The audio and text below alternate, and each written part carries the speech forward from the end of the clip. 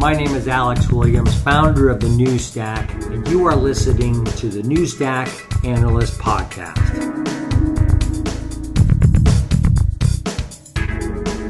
Each week, we discuss our latest data research in a topic related to app development and back-end services. Now let's get to the show. Hello, this is Jack Clark with Bloomberg. How are you doing? Steve Brady's here as well. Hey guys, how are you? Great. Are you guys live from Google I/O? I'm actually back at the hotel because I just bricked my Nexus 9. But yeah, so I've been at the event most of the last 2 days.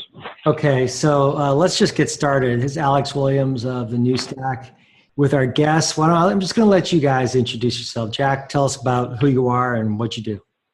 Well, I'm Jack Clark with Bloomberg News, and I spend a large amount of my time trying to report for us about artificial intelligence and deep learning and all of the things that we've seen, I guess, the edges of what Google has been announcing the last couple of days of the things which I find very interesting. Great. And Steven? I am the co-founder of RedMonk. RedMonk is a developer-focused industry analyst firm. So, all the kinds of things that developers are interested in at I/O are the kinds of things that we occupy our time with. So, Steven, let's start with the problems you're having here. So, your Nexus 9 and Android M, what's going on? Well, I wish I knew. So for folks that aren't aware, that the device giveaway at the event was a Nexus 9 tablet.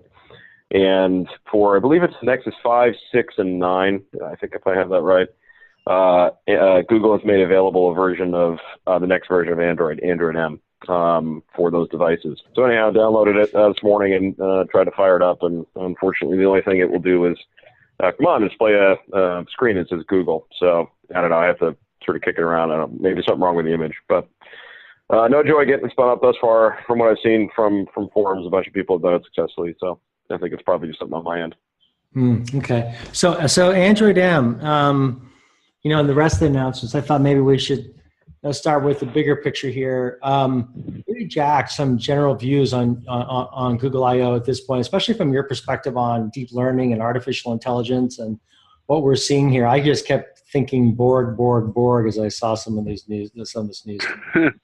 Well, I mean, it feels like after several years of gestation, Google is starting to really productize a lot of the AI enhancements we've been hearing about. Like, we know that the speech recognition has been getting better. I know that my Android phone makes less mistakes now, but it looks like Google is trying to actually integrate all of these into a more sort of defined suite of services. And I think that that's going to become very powerful over time because it means it's a more integrated universe which its learning systems can access, and that's what we saw with Now on Tap, which is going to be a big standout feature for Android M. So, Steven, do you see this similarly, or what are some of the things that you saw come out of the Google I/O event over the past 2 days? Well, I think I certainly agree, right? In other words, I think there are two sort of big obvious takeaways, right? Which is, the first is that the show is much more sort of Android centric, than we've seen in the past, right? It used to be, things like Chrome would get equal airtime. This was very, very, essentially around Android, and even to some degree, the pieces that they talked about that weren't Android, Brillo and photos and so on, have connections back to Android. Either they run on top of it, or in the case of Brillo, they're a stripped down version of Android. So very, very Android centric. And then, I think, I certainly agree with Jack. I think the basically Google is doubling down on services. Everything that they are doing, sort of in any sort of meaningful way, as setting aside sort of tweaks to the UI that they're trying to do to improve the experience, is going to come from machine learning. Right? It's going to come from things like, sort of Google Now on Tap. It's going to come through, services like Photos. And the sort of degree to which they've accomplished that is really impressive. I was telling somebody this morning that I turned Google Photos loose on the pictures that I have, and I typed in Fenway Park, right? And it came up, and sure enough, it pulled up all the pictures of Fenway Park, and I have quite a few of those. which, okay, that somebody came back and said, hey, maybe those are geotagged, so it wasn't that difficult for Google to pick that up. But then I went in and searched for receipts. And this was really interesting. So I went in and searched for receipts, and I take pictures of my receipts for Expensify. That's how we do our expenses. And when I searched for receipts, it pulled up, I don't know, 60 or 80 different pictures of receipts. So everything they're doing sort of on a machine learning level is really pretty sophisticated and coming along well. Jack, so what's going on at Google? So is this what is the shift that you're seeing at Google that is leading to these kinds of these services that we're seeing offered, such as in Google Photos? And there's a number of others. I'm reading about the wearable stuff that they're talking about, and the Google Cardboard. They're putting a lot of attention into that. What's going on at Google? Well, here's what I've noticed is, the first kind of epoch of Google's dominance, which was, early 2000s to, let's say, 2009 or 10, was really built on the success of getting hundreds of millions of people to use it as the place you go to ask questions about the web. And that was the feedback loop that drove the intelligence into all of its services and gave it the data and the ability to test and rebuild its systems. Now it's trying to do the same thing with the phone. So, now OnTap allows it to get around with some of the deep linking issues that would otherwise have seemed to damage its ability to take in information from there. Photos means that I will now be asking my phone questions and sending it sort of meaningful interaction responses, which helps Google train its services more.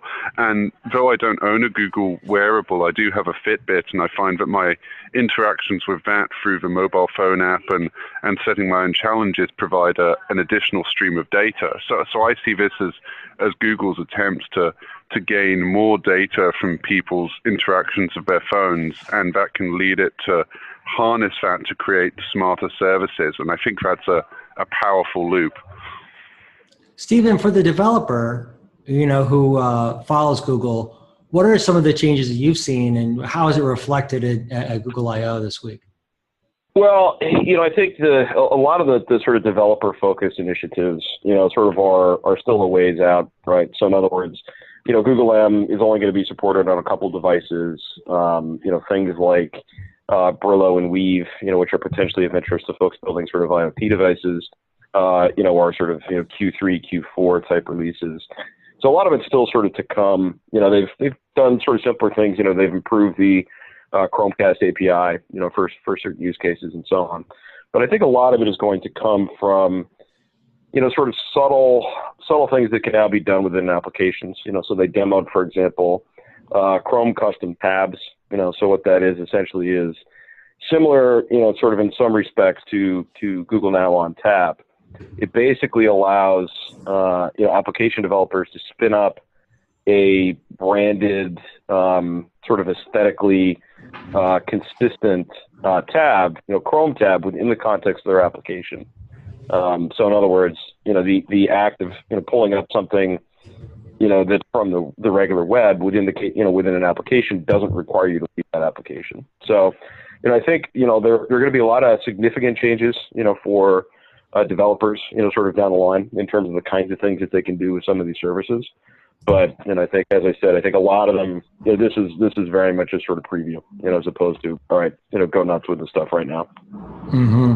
Mm-hmm. It seems to me like they're trying to strike this balance, with what you're talking about, Jack, and providing kind of this new layer of services, trying to bring this machine learning, almost like productizing the machine learning into their products and services, but simultaneously, you seem a lot of like kind of just things trying to like neaten the shop, so to speak. So, I was looking at stories that have been running on the wires about things such as, the password lock, right?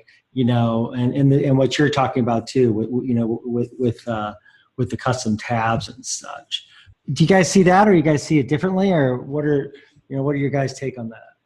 I think that just making it more polished is a priority, and making it so that it's not just tweaks to the new OS, but that developers and users have an easier, more coherent experience, even on older handsets, is something that's been kind of lacking for a while. And there's nothing wrong with having a year where you, as you say, kind of neaten the shop a bit, especially if it was messy. What do you think, Stephen? I would agree. In other words, I think, certainly I think this is about refinement. I think this is about polish. I think the interesting thing is sort of how, going back to what we were talking about earlier in terms of how Google expects to accomplish that, right? Because obviously there are simple UI tweaks, that they've made, for example, to improve the experience. So things like adjusting volume of alarms versus music versus notifications, right? They're trying to simplify that in a very necessary way, quite frankly. But a lot of the sort of real user improvements are going to come from services running on the back end. And obviously, Google is going to deliver some of those, in terms of things like Google Now on Tap.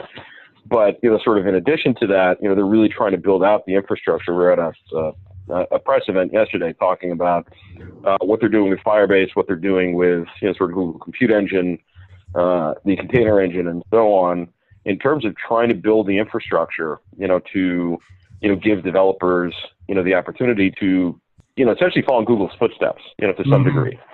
So it'll be interesting to see how that shakes out. So that's a good thing, a point to bring up, and the whole backend infrastructure that we write about a lot at the New Stack, and the container movement and everything else. Is this a core part of this services-oriented focus that we're seeing, Jack?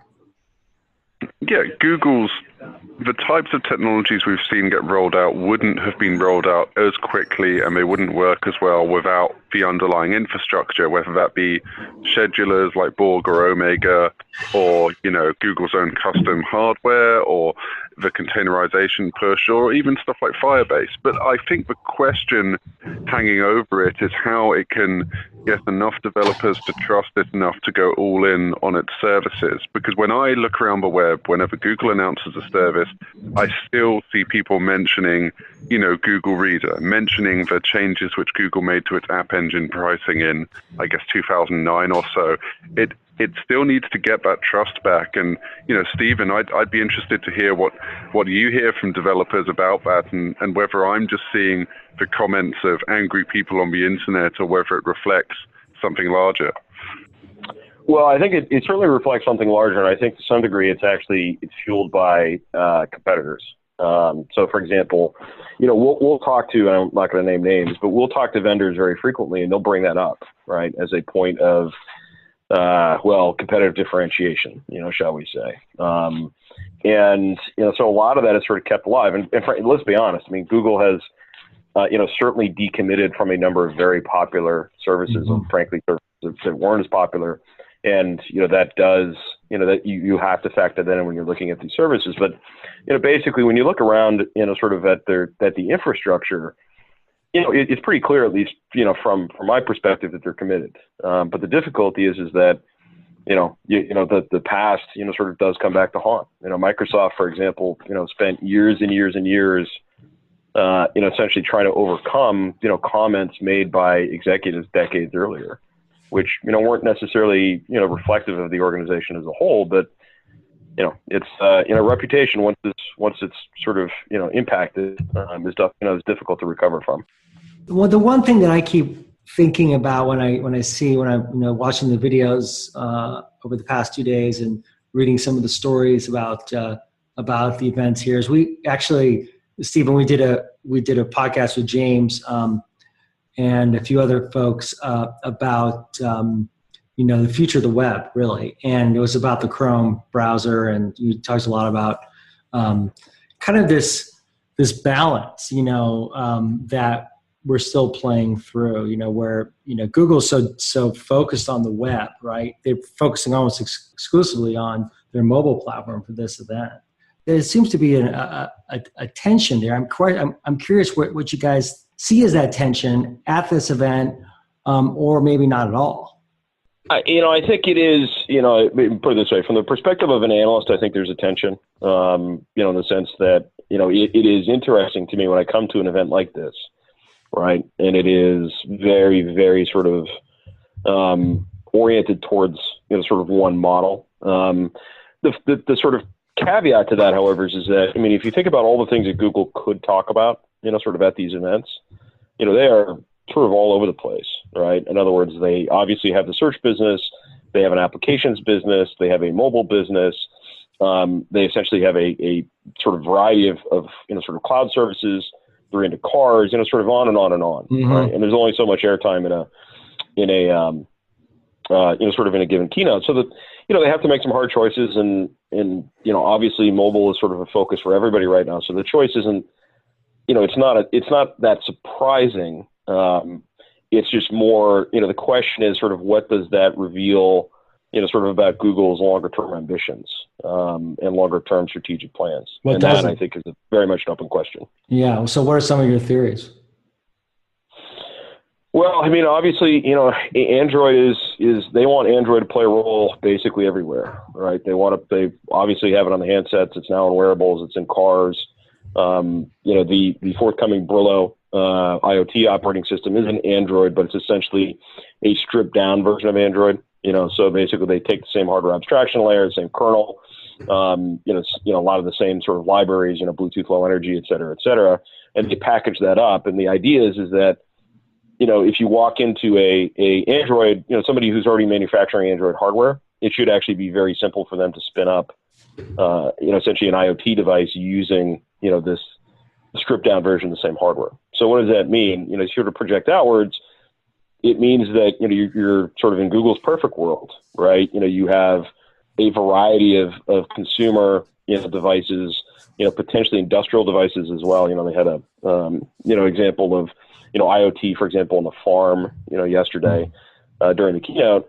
So Android everywhere. But at the, sort of on the flip side, the question becomes, what does that mean, in terms of, like the overwhelming majority of their what is it, 90, I can't remember the actual number. I think it's 96, 97% of the revenue is derived from ads. And a lot of those ads come from, sort of the Chrome world, right? The regular sort of native web. So, yeah, I think it's interesting to consider, is that attention? How does Google sort of manage that, sort of over the longer term? So, Jack, in the context of your focus on deep learning and artificial intelligence, where do you see that context and balance, and and thinking through what you're hearing here and what you're writing about, what this points to? Larry Page has been pretty public about Google's ambitions for artificial intelligence, and Google's head of research, Peter Norvig, has basically said, given enough data, you can test, almost any AI theory you have.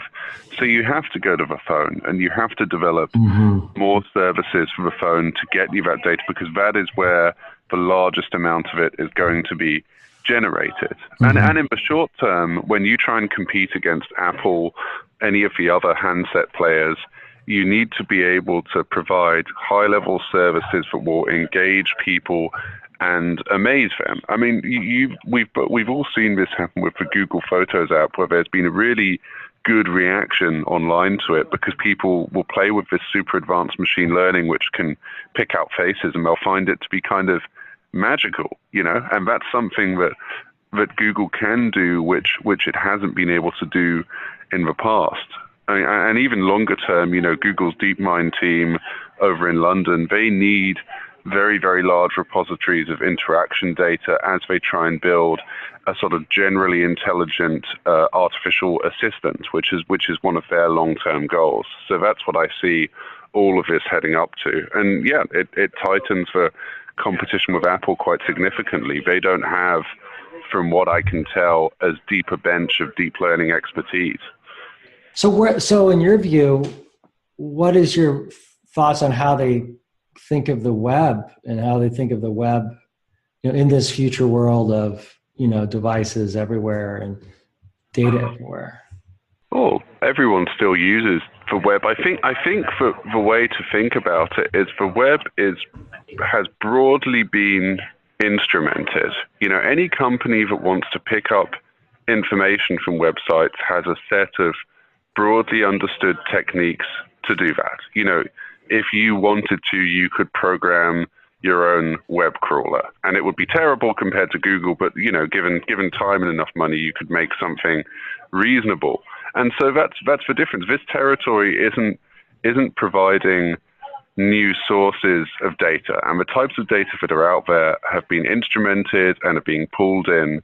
So though it's going to remain an area of interest to Google, I don't see a strategic reason why it's going to throw resources at it, because I don't see new data resources emerging from there. I see it emerging from apps and, say, the interactions between, automatic applications and IoT. And that's why at I/O we saw such an emphasis on Android, such an emphasis on Internet of Things.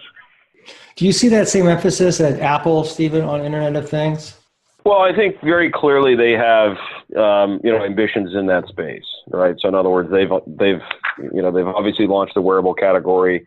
They have, sort of a couple different programs for integrating with, fitness data. They're obviously sort of in sort of home media, with, things like Apple TV. They have a similar program for cars, So, yes, I think the short answer is, does Apple have ambitions sort of in that direction? Look, I think anybody who has a platform, right, and, has, can work from sort of an established base of customers, recognizes that, there are going to be a significant number of commercial sort of opportunities to sell new and different kinds of sort of either smart or smarter devices into the home. The question is going to be, sort of what's the bigger picture strategy in terms of your ability to deliver on that. And, particularly for Apple, Apple has tended to be sort of a company historically that likes to sort of own, the experience front to back, because they want to guarantee a certain quality of experience, an Apple quality experience. So what does that mean for them in terms of working with partners who may not be sort of up to that level of production, or design, sort of, if you will. So, do I see Apple wanting to play in that space? Absolutely. The question is, sort of organizationally and sort of resource-wise, are they going to be able to sort of be effective? Yes, but that's always where I've always seen Google having the advantage. But I'm it does raise questions too about how Google compares, for instance, to what Facebook is doing and how they're approaching the market. Jack, what do you see as Facebook's approach to artificial intelligence and deep learning and how that manifests out in the products and services they offer? One example I think of is Google Cardboard, right, compared to Oculus, right? They're very different, right? Oculus is like that full-on, immersive experience where you can start to feel somewhat motion sick if you're not using it right. Or Google Cardboard, and then I was watching a video today. They think of it as snackable virtual reality. And whether hands and arms are a big part of it. I mean, that may just seem like an excuse because they don't have Oculus, but yeah, it comes down to culture. Google products are very functional and historically have not been seen as being as kind of beautiful or as well designed and integrated. It's been trying to change that recently with its, material design language, but we're still in the early stages there. Facebook from the start has been about immersing you in a place, originally a website, now a kind of whole ecosystem of apps where you will spend time interacting with people and it will feel natural too. And that has percolated through to their different approaches for AI. Google's approach is functional things like large-scale image recognition, speech recognition, adding memory subsystems to its advanced deep learning systems, whereas Facebook is doing explicit research about, conversational agents and about things that can do deep learning image recognition in low light or bad image quality scenarios. These are all things that you need to get right to get people to spend more time giving you data and interacting with you on the website. They're less applicable to very large-scale, data-intensive search problems, and that's where the differences between these two companies are. And in the short term, it would seem that if Facebook's AI team can start rolling out more of its research into production, Facebook can get its people to be even more engaged, which is what Google has had a kind of existential threat about, because once you're engaged with something, you start giving it tremendously good data. That's why Apple's Siri system is sort of so beloved these days, is because it's got noticeably better over time, because Apple has had such a vast store of information to train it on. I think of this, Stephen. I think about who you guys work with, right? And and I know you very well through the enterprise world, right? I'm curious on an event like this where it is so consumer oriented. What is it the context that you're just want to bring back to your own customers about what you see at an event like that? Well, I think one of the things that we've seen over the past couple of years, and there's a variety of reasons for this, is the idea that for many years, enterprise enterprise tech came first and consumer followed, and that's flipped. Sort of in a lot of ways. Where for example, you take we've been talking about machine learning and sort of large scale data processing and so on. The best tech there is actually coming out of the consumer companies, right? It's not coming from initially folks that serve the enterprise, right? So a lot of the reason for sort of us to be here is to get an idea in terms of whether we're talking about something that's sort of simple and straightforward as handset, or something sort of as complicated as what's being done on the back end to parse a text message in real time and extract a reminder and sort of a essentially movie sort of description from that text message. All of those things, whether we're talking about sort of the handset, whether we're talking about sort of the back end services, are the kinds of things that enterprises are going to be sort of implementing, sort of as we move forward. So basically the net is that, the show tends to be very predictive, of what we see sort of on the business side. So it's a good place to be. I thought it was interesting that, I was watching the discussion on Google's Project Vault and the secure computing environment that they're putting on this micro SD card for any platform. It was curious to me that their first customer, the first people who they expect to use this is the enterprise, right? That to me was pretty interesting. The enterprise now is considered the first customer for the security products, that come out of the show. To possibly demonstrate some of my English cynicism, but some of that may be because in the earlier iterations, because it's a new hardware platform, it's going to be quite expensive, and enterprises are more capable of arbitraging benefits of security against the cost of an item. Because once this gets integrated into phones as a small device, it needs to be a very high volume for the price to come down. So I see enterprise as a way to get the funnel open and work through all of the very serious regulatory and security issues early on. And then by the time it reaches consumer, it'll just be part of the furniture of the phone, The furniture of the phone, yes, that resonates, I think. What is it? Is it a chair or a phone? That's the question. And is it secure?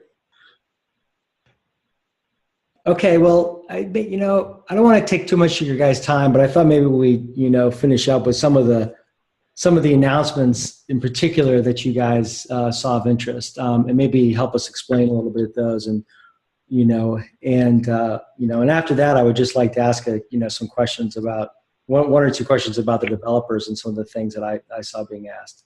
So, Stephen, maybe we can start with you. Some of the 3 or 4 top,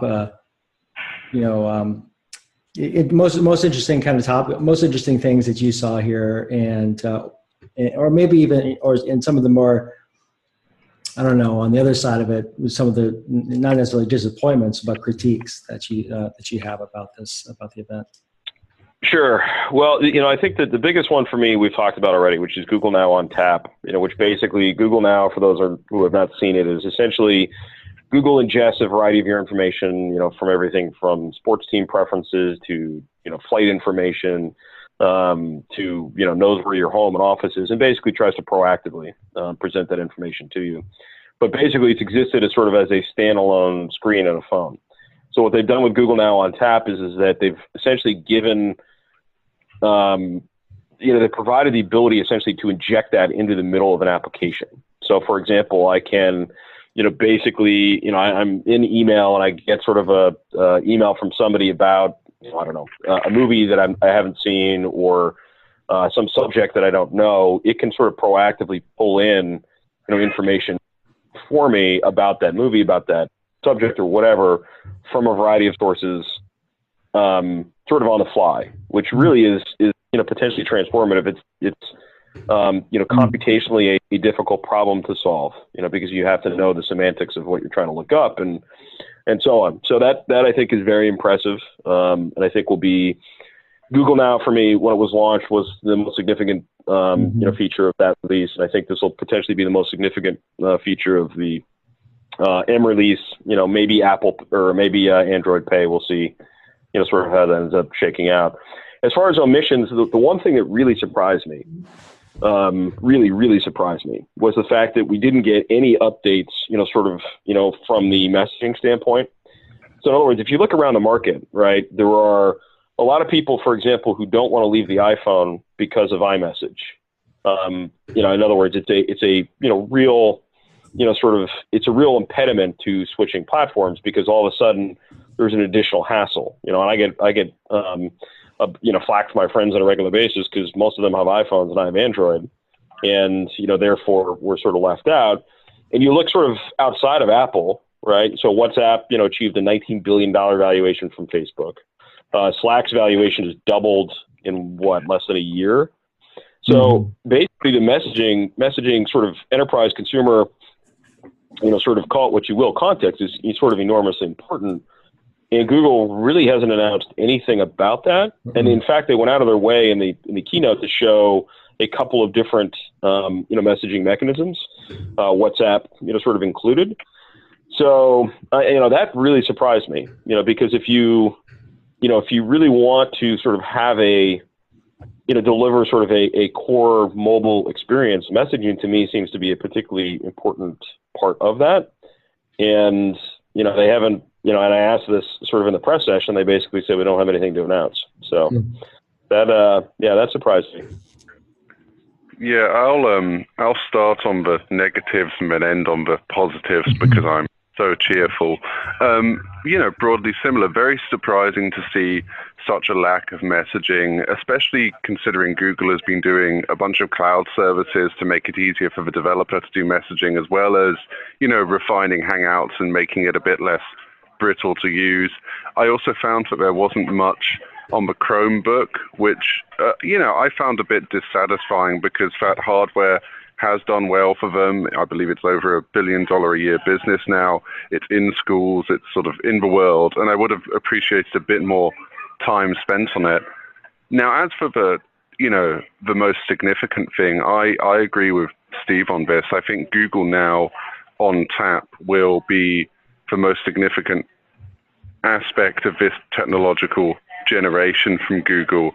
And just, last Friday, I swiped to the right on my phone to go to my Google Now app, and it informed me that usually at this time on a Friday, I cycle to a nearby bar, which sadly is correct. But I found that the fact that it had learned that and had learned some of my patterns and was providing proactive information to me was just stunning, and it means that the way that I interact with my devices has changed, and the relationship I have with something from Google, which had previously been quite a faceless company, has become quite personal. And that's always been the thing that has set Google apart from Apple. So if they can make me have a more personal relationship with my phone through AI systems like Now, that to me is the big strategic imperative for them and could have the greatest effect.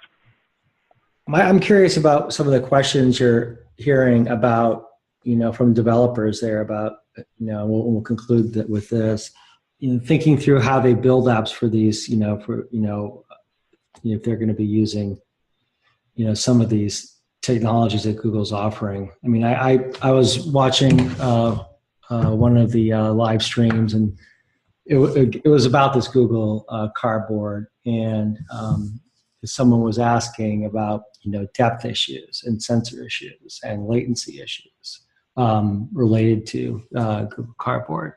Are you guys? I'm just curious what kind of questions you're seeing. Are you seeing questions like that? Are you hearing people ask questions about how this, how they need to change their application, development processes at all? To integrate these types of technologies.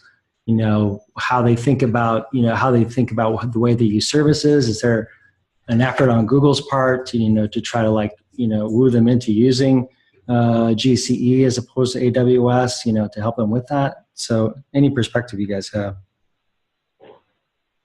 Google has been being very proactive in trying to get people to get onto GCE, but the moment Google has someone equivalent to Netflix, it will start shouting about it from the rooftops, and that will create more developer services and a bigger developer ecosystem.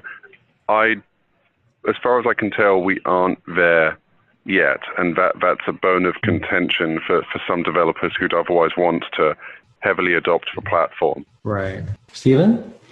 Yeah, I would agree. I think the things that the things that you hear, I think from developers, there's just a lot of, one of the big pieces, and we've been talking about this a lot, is that you hear sort of quote unquote, the full stack developer, and what we hear, essentially is frustration, in some cases despair, that sort of the things that you are sort of required to sort of have a working knowledge of to build a sort of top to bottom app, have expanded, almost exponentially.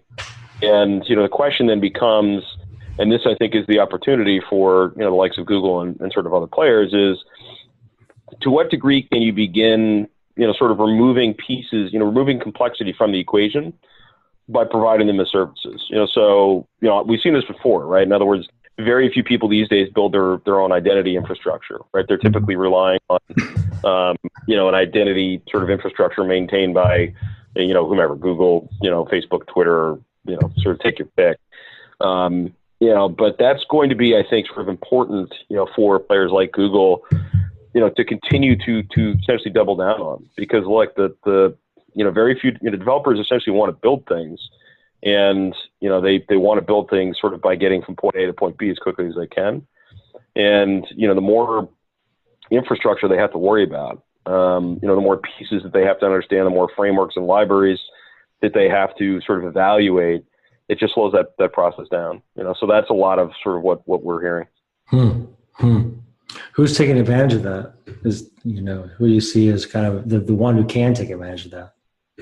Well, I mean, most of the cloud providers are sort of built on that premise, right? In the sense that, the infrastructure, to some degree, platform, absolutely. In other words, if you look at the sort of value, for example, of Heroku, what is the primary value from a developer perspective? Is you don't have to worry about any of this stuff, right? The infrastructure is set up, the environment is there, the database is there.